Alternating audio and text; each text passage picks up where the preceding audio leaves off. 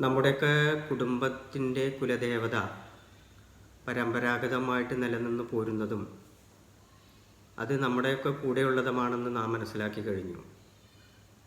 ഇനി ചില കുടുംബങ്ങൾക്ക് ഈ കുലദേവതയെ സംരക്ഷിച്ച് കൊണ്ടുപോകാനുള്ള വിഷമങ്ങളും ബാധ്യതകളും ബുദ്ധിമുട്ടുകളൊക്കെ അനുഭവിക്കുന്നവരും പലരുമുണ്ട്.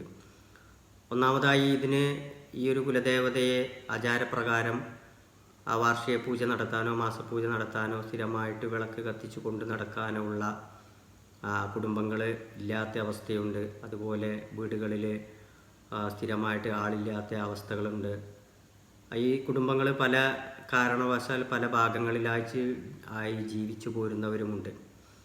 എന്തൊക്കെ തന്നെ ആയാലും അവർക്കതൊരു കൃത്യമായ രീതിയിൽ കൊണ്ടു നടക്കാൻ പറ്റാത്തവരും ആ തരത്തിലുള്ള കുടുംബങ്ങൾ അനവധിയുണ്ട് നമ്മുടെ നാട്ടിൽ. അതുപോലെ തന്നെ ഈ കുലദേവത കുടുംബ പരദേവത ഇത്തരം വിഷയങ്ങളിൽ താല്പര്യമില്ലാത്തതും വിശ്വാസമില്ലാത്തതും ആയിട്ടുള്ള അനവധി കുടുംബങ്ങളും പുതിയ തലമുറയ്ക്ക് ഇതിലൊന്നും വലിയ താല്പര്യങ്ങളോ വിശ്വാസങ്ങളോ ഒന്നുമില്ല എന്നും ഇതൊക്കെ ആവശ്യമില്ലാത്ത കാര്യങ്ങളാണെന്ന് ചിന്തിച്ച് ഇന്നത്തെ പുരോഗമന കാലത്ത് ഇതൊന്നും വേണ്ട എന്ന് വിചാരിച്ച് നടക്കുന്ന ആളുകളും വിരളമല്ല. അപ്പോൾ അത്തരത്തിലുള്ള ആളുകൾ എന്താണ് ചെയ്യേണ്ടത്?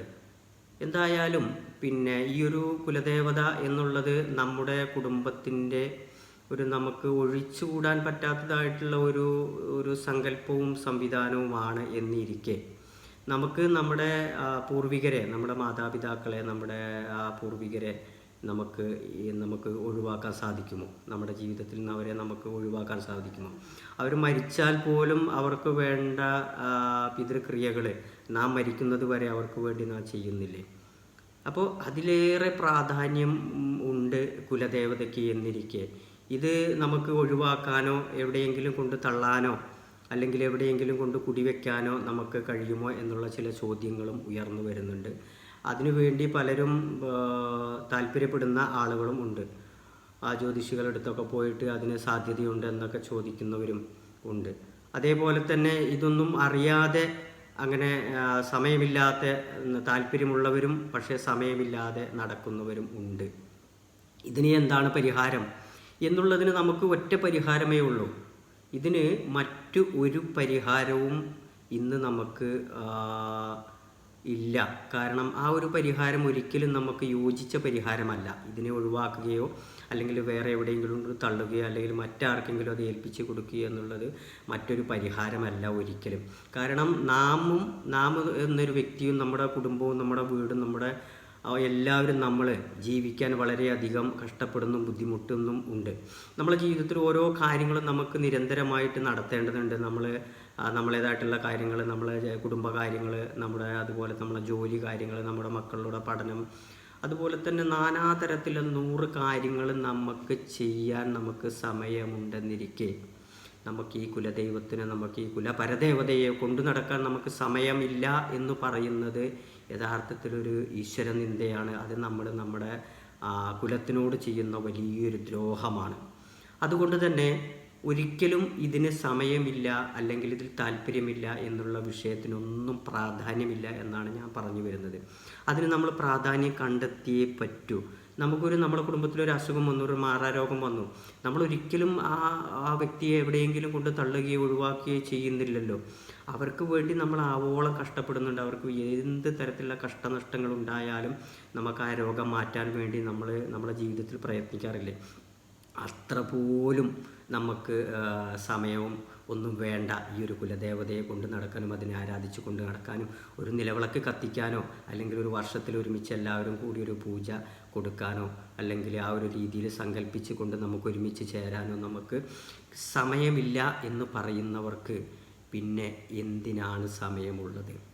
കാരണം ഇന്നത്തെ കാലത്ത് നമുക്കറിയാം, നമ്മളെ വീട്ടിൽ നായയെ വളർത്തുന്നുണ്ട്, പൂച്ചയെ വളർത്തുന്നുണ്ട്, അങ്ങനെ ഒരുപാട് പെറ്റുകളെ നമ്മൾ വളർത്തുന്നുണ്ട്. മുമ്പൊക്കെ നായകളെയും പൂച്ചകളെയും വളർത്തേണ്ട ആവശ്യമുണ്ടെങ്കിൽ അവർ നമ്മുടെ കൂടെ ജീവിച്ചു വരികയായിരുന്നു. പക്ഷേ ഇന്ന് ഒരു നായയെയും പൂച്ചയെയും വളർത്താൻ ഒരു കുട്ടിയെ വളർത്തുന്നത് പോലെ കൊണ്ട് നടക്കേണ്ട അവസ്ഥയാണ്. അങ്ങനെ കെയർ ചെയ്ത് അതിനെ വേണ്ട രീതിയിൽ പരിപാലിച്ചു കൊണ്ട് നടക്കാൻ നമുക്കിന്ന് സമയമുള്ള നമുക്ക് ഈ കുലദേവതയെ കൊണ്ട് നടക്കാൻ സമയമില്ല എന്ന് ഒരിക്കലും പറയരുത്.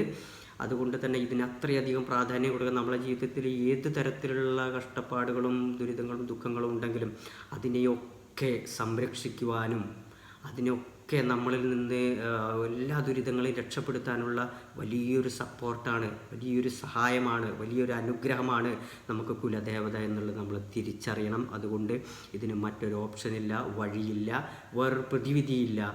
ഇതിനെ നമ്മൾ നോക്കിയേ പറ്റൂ. വളരെ ലളിതമാണ്, അത് വളരെ ലളിതമാണ്. ഇത് മാത്രമേ പറയാനുള്ളൂ. അതിന് നമുക്ക് ഒരിക്കലും നമുക്ക് സമയമില്ല എന്ന് പറഞ്ഞു കഴിഞ്ഞാൽ നമ്മുടെ ജീവിതത്തിൽ മറ്റൊന്നിനും നമുക്ക് സമയമുണ്ടാവില്ല. കാരണം നമുക്ക് ഇതിന് സമയമില്ലെന്ന് പറഞ്ഞ ഈശ്വര കാര്യത്തിന് നമുക്ക് സമയമില്ല എന്ന് പറഞ്ഞു കഴിഞ്ഞാൽ നമ്മൾ ആ തരത്തിൽ ജീവിച്ചു കഴിഞ്ഞാൽ ഏതെങ്കിലും ഒരു കാലത്ത് ആ ഈശ്വരൻ നമ്മളെ നേരെ തിരിയുമ്പോൾ നമ്മൾ ഈശ്വരനെ വിളിച്ച് കേഴേണ്ടി വരും. അപ്പോൾ ഈശ്വരന് നേരമില്ല എന്ന് പറയേണ്ട ഒരു അവസ്ഥ വരുമ്പോൾ എന്തായിരിക്കും നമ്മുടെയൊക്കെ കുടുംബത്തിൻ്റെ അവസ്ഥ? മാത്രമല്ല ഭാവി തലമുറയ്ക്കും ഇത് നമ്മൾ കൈമാറി കൊടുക്കേണ്ടതാണ്.